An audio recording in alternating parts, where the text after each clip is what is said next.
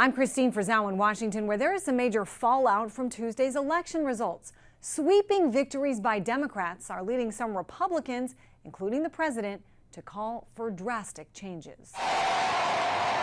It was the first time in a long time Democrats have had a lot to celebrate. Not just winning elections, but winning by a landslide. Abigail Spanberger by 15 points in Virginia and Mikey Sherrill by 13 points in New Jersey, plus the overwhelming passage of a redistricting ballot measure in California.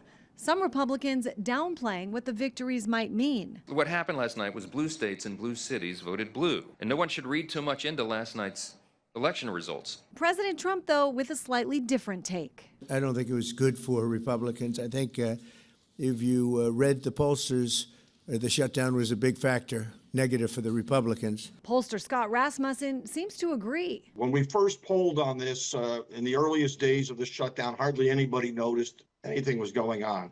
As of yesterday, 44% of voters nationwide say they have been impacted. Voters hate shutdowns and they blame the party in power. President Trump is once again calling on Senate Republicans to end the filibuster rule, which requires 60 votes and not just a simple majority to pass legislation. If you don't terminate the filibuster, you'll be in bad shape. We won't pass any legislation. There'll be no legislation passed for 3.25. We have 3.25 years, so that's a long time. But those short-term gains could spell long-term pain for Republicans if Democrats retake the chamber and use the new rules to pass their priorities, which some fear could expand abortion rights and take aim at Second Amendment rights, among other agenda items. One reason why many Republicans still oppose the so-called nuclear option. Everybody knows, follows our government in this process, that in the Senate, it takes a supermajority. It takes 60 votes to do virtually anything.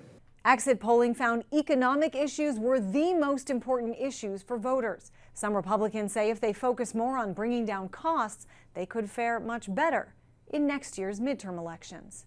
I'm Christine Frizzau reporting.